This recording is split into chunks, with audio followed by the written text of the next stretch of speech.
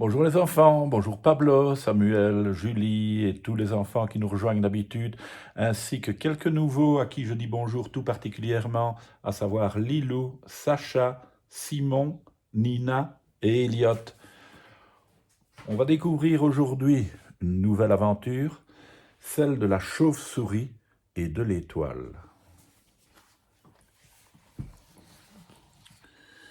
Une chauve-souris était amoureuse d'une étoile. C'était une étoile magnifique, absolument charmante, extrêmement brillante, mais aussi terriblement lointaine. Que faire? La petite chauve-souris décide de devenir poète. Elle choisit son meilleur crayon et de sa plus belle écriture, elle trace « Je t'écris ce poème pour te dire que je t'aime, peut-être plus même qu'une tarte à la crème. » Elle lit et relit bien fort ce poème dont elle est vraiment très fière. Mais rien à faire, l'étoile ne bouge pas.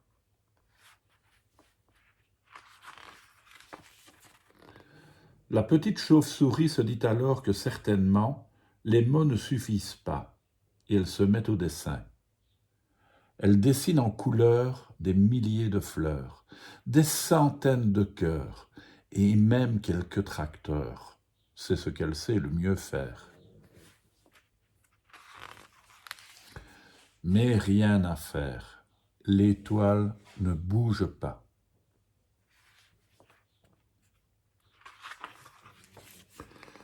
La petite chauve-souris lit quelque part qu'en amour, il suffit d'être soi-même. Elle s'arrange alors pour se faire un soi-même des plus désirables. Elle se brosse bien les canines, se parfume au pipi de ver de terre et enfile sa cravate en peau de crapaud vert. Mais rien à faire, l'étoile ne bouge pas.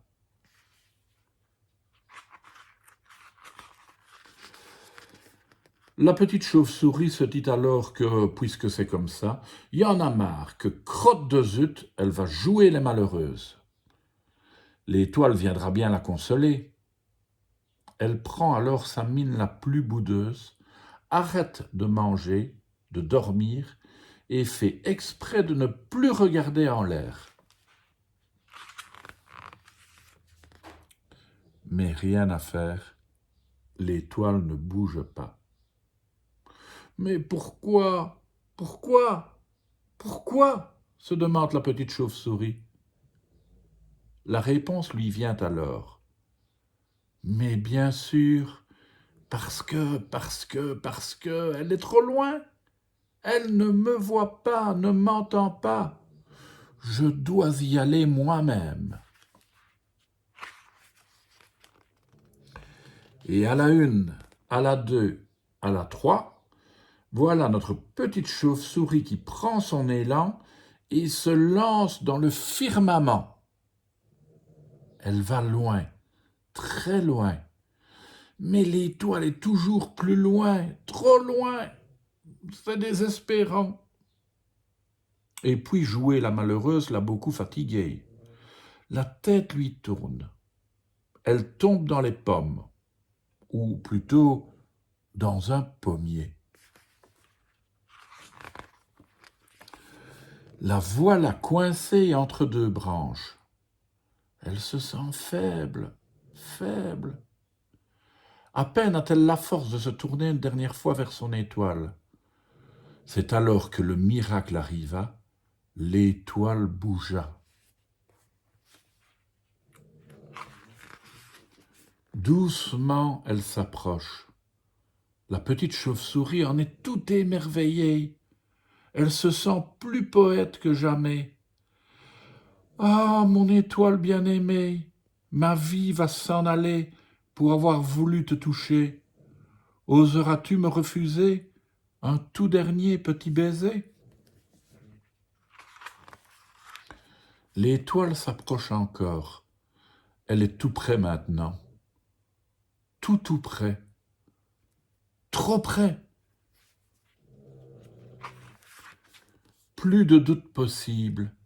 L'étoile, en vérité, était un gros ver luisant bien gras. De dépit, la chauve-souris le mangea.